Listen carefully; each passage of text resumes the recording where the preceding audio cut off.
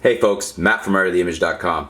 As you can see, I got the Canon 80D out again, and I've got the, let me see, I get my finger right here, the Canon 10-18mm lens. So I swapped out the 18 to 135. We got the the 10-18 IS lens on it.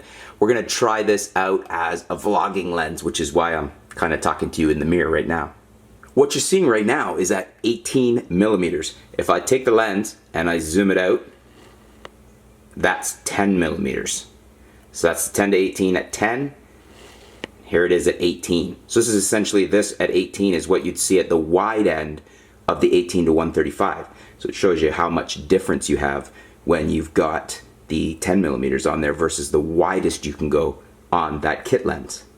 Conversely, with me looking at you guys with the camera, this is the 18, and when I take it and go to 10, that's the 10 millimeters. So you can see the difference there for vlogging and how it looks when you're vlogging with the 80D and the 10-18 from Canon on it. So I'm about to go out to get this bad boy filled because we're going to cook some steaks tonight, and we need our, I think we're just about to run out on the other propane tank. So this is 18 millimeters. I'm about 2-3 feet away.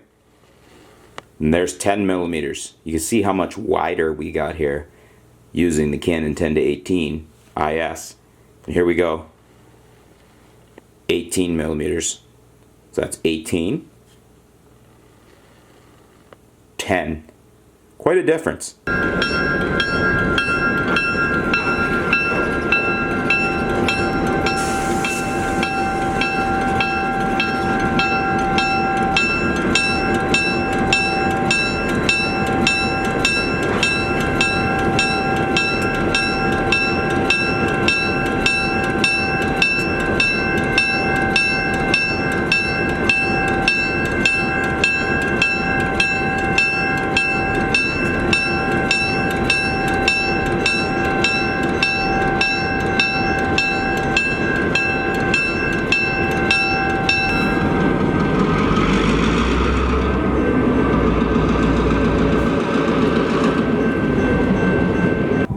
I'm here at the old CPR railway out on the edge of Woodstock here, and actually the only reason you could see the whole railway in the background here as I'm panning is because I'm at 10 millimeters on the 10-18. This is what happens if we go back to 18.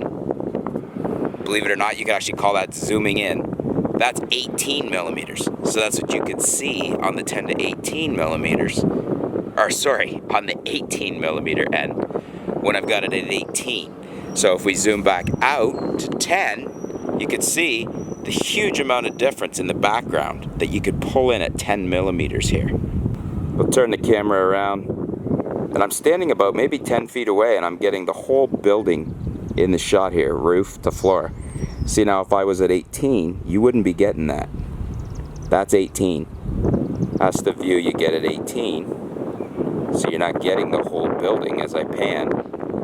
Hopefully the wind's not too bad here, it's blowing. But when I go back out to 10, you get the whole building. I'm walking towards this oncoming train, trying to hold it as steady as I can. We've got the GorillaPod focus on here as kind of a stabilizer.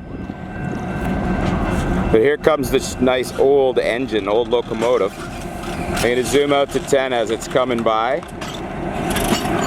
There's 10 millimeters. I don't even know if you can hear me over the track bells.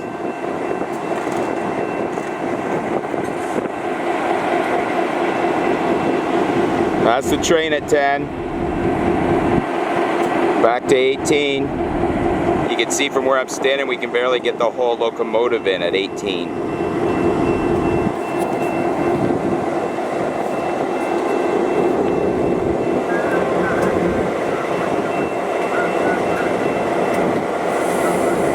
Ontario Southland Railway. Once again, we're at 18 right now. I'm gonna go back to 10 for you. You get a lot more of that locomotive in at 10 millimeters. You can see it backing up in the background. I'm really liking the 10 millimeter reach, the ultra wide on this lens. It's a nice little lens and it's a great price. I've got this big CP rail work truck in the background of me. You can see, I can get the whole truck in the frame behind me there.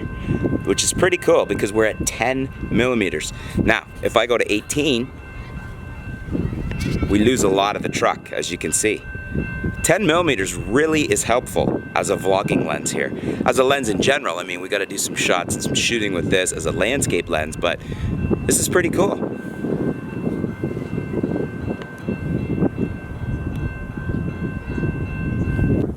I'm at 10 millimeters once again, and we can almost get this whole rail car in there behind me on the 10 millimeters. But to show you what the difference is again, when we go to 18, you can see I'm holding this at the 80D with the 10-18 on it at arm's length on the GorillaPod, and that's the most I can get in at arm's length for you. You can see by panning how little of the rail car we're actually getting in here. Now, conversely, when we go back to 10 millimeters, we're not getting the whole rail car in because it's fairly long, but we're getting close to the whole rail car in. It's a lot better.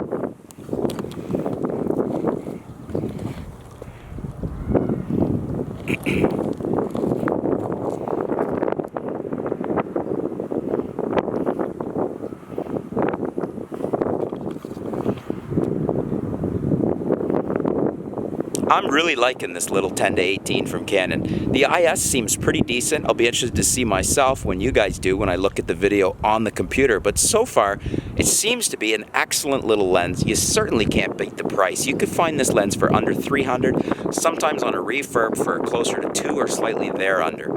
Anyways, let me know what you guys think in the comments below. What do you think of the 10-18? I've got it on the 80D here as a vlogging lens. Thanks for tuning in, folks. Stay tuned. We'll be back soon here at artoftheimage.com.